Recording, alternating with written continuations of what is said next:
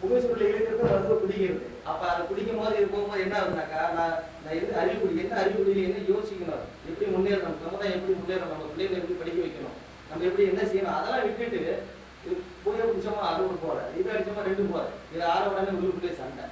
இப்ப கூட இங்க எல்லாம் சொன்னாங்க, இயக்கம் நல்லா இந்த திராவிடம் நல்லா இயங்கிட்டு இருந்தது, ஆனா ஒண்ணுக்குள்ள பிரச்சனை என்ன, அது கூட இந்த மதுவால வந்த பிரச்சனை கூட இருக்கலாம். நீயா நான் நீ பிரிக்கலாம் நான் பிரிக்கலாம், இதுல முடிஞ்சு போறது. அது போல இல்லாம இந்த மக்கள் முன்னேறணும். இந்த மக்கள் முன்னேற நம்ம என்ன செய்யலாம், எப்படியான என்னென்ன வழிகள் இருக்கு. மும்பையில வந்து பாருங்க, ஒரு காலத்துல வந்து நம்ம குடிக்கிட்டு பிறந்தோம், அறிவுக்குடியே இருந்தோம். ஆனா இன்னைக்கு வந்து அந்த நிலையில இல்லை, நம்ம வந்து ரொம்ப அடிமட்டத்துக்கு வந்துட்டோம்.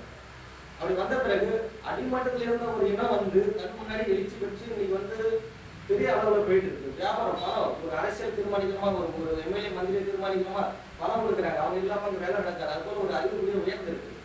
அங்க மட்டும் இல்ல, தமிழகத்துல உலகத்துல இந்திய போனோம் ஆதாவிக்கு சொன்ன இந்த சாராரினம் நாடாரினம் இன்னைக்கு வந்து ஆண்ட பரவலன்னு சொல்லிட்டு குடும்பம் முன்னேறி இருக்கு அப்படின்னாக்கா, அவர்களுடைய அந்த கூட்டு முயற்சி, அந்த உழைக்கிற திறன், அவங்களுடைய அந்த அறிவு சார்ந்த தொழிலை இறங்க விஷயம். நாம என்ன செய்யறோம், நம்ம பெருமை, நம்மளுடைய பெருமை பேசி பேசி போறோம், போயிட்டே இருக்கோம்.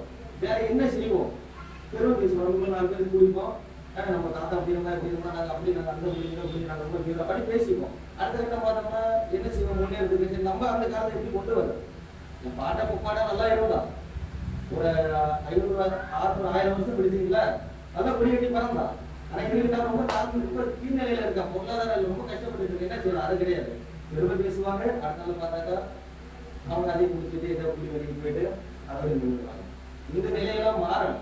மாறணும்னா என் மக்கள் மேல தவறு கிடையாது. இந்த பழைய சமுதாயம் மக்கள் மேல இப்போ வாழ்ந்துட்டு இருக்க மக்கள் மேல நான் தவறு சொல்லவே மாட்டேன். ஏன் அப்படின்னாக்கா, ஒரு காலத்துல நம்ம திட்டமிட்டு அடிமைப்படுத்தி இருக்கேன்.